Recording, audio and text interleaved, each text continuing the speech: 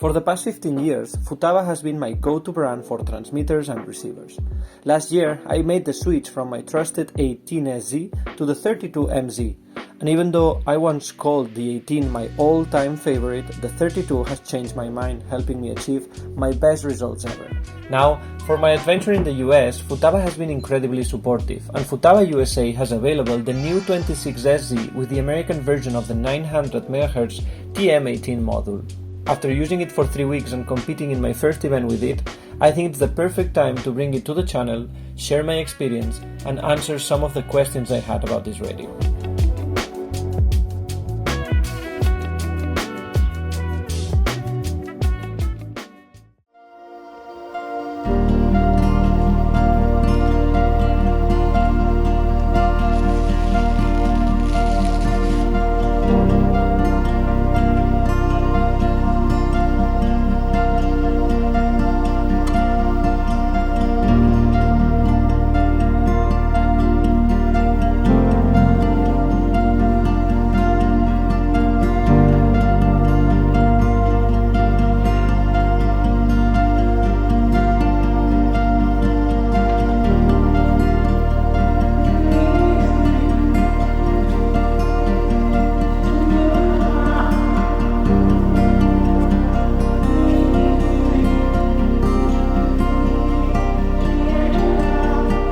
In my opinion, the 26SZ blends the best from the 18SZ with some of the refinements from the 32MZ. In fact, if you owned an 18SZ and you liked it and you are looking for an upgrade or renew your radio, you don't need to watch the whole video. Yes, go for it. It's a fantastic radio and it's everything you would expect from the evolution of the 18SZ. The 26SZ currently sits right between the 16IZ and the 32MZ, but to be honest, very close to the 32MZ. It features all the latest system modulations, including compatibility with the 900 MHz module, while also bringing some great improvements like high-quality gimbals with non-contact sensors, direct PC connectivity, easier charging ports, and of course, something difficult to describe, but the always excellent ergonomics and feeling of Futaba's product. I understand that this one is very personal. There are out there very good videos explaining every single feature of the radio, and you can find all the specs in Futaba's website together with the manuals. But I would like to talk about some specific topics that in my opinion are the most relevant for me. Let's start with the ergonomics and how it feels in hands. From the very beginning, you can definitely tell that it is a premium product from Futaba, sharing the same well-designed case of the 32 but with a smaller screen. It has the same distribution of switches and has the same position of the sticks, so you can switch from one to the other without really noticing while flying. The only difference apart from the screen is the weight, as the 26 feels lighter. One of the biggest upgrades in the 26SZ is the gimbals with non-contact sensors. Unlike traditional potentiometers, these use magnetic detection for ultra-precise, long-lasting control. The sensors are the same as for the 32MZ, but according to Futaba, with an improved mounting method to slightly improve the already excellent feeling of the 32. The good news is that I could not feel any difference coming from the 32 and flying for the first time the 26, and that's already a great sign. I really like to fly with the stick tension set to the maximum stiffness, and the 26SZ can match the stiffness of the 32, which is something that with the 18SZ was not possible, and the feeling was definitely different. The next one is the screen. The screen of the 32 is huge, with great colors and nice touch feeling. The screen of the 26SZ has less resolution and it is smaller, but ultra fast, with lower consumption, and with enough space to program all your planes easily and very quickly. Another good thing is the boot up time. The 32 takes some time to start, and the 26 literally takes a couple of seconds to be ready to go, being one of the fastest in the market.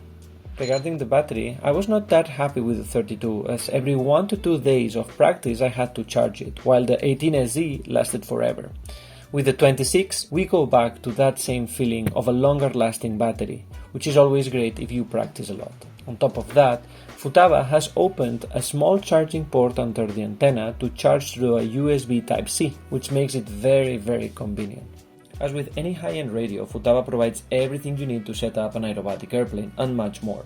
If you look at the manual, you will see all the possibilities, but here are some of the key highlights for F3A, like multiple flight conditions and logical switches, dual-rated expos for every single condition, pre-configured mixes for aerobatics like the rudder to aileron mix, rudder to elevator, throttle cuts, air brakes, snap roll condition, and custom programming capabilities, so you can set up the timers, telemetry, sound alerts, and all the programmable mixes that you can set for, again, every condition. And all of that with a very nice and very user-friendly interface that allows you to program an F3A very, very quickly.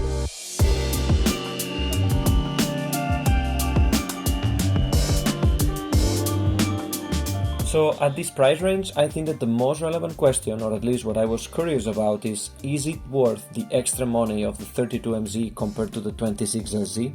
Honestly, that highly depends on your priorities and budget. There is no doubt that if your budget allows, the 32MZ, and especially the 32MZ World Champion, represents the absolute pinnacle in Futaba's lineup, with unmatched materials and some extra features.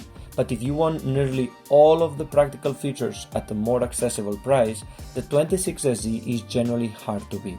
Maybe the best compliment I can give to the 26SZ is that at this time of the year, early 2025, I am doubting about using the 32 or the 26, because to be honest with you, I love the fact that it's a lighter radio, that it boots up faster, that the battery lasts forever, and it comes with the same sensors and gimbal feeling.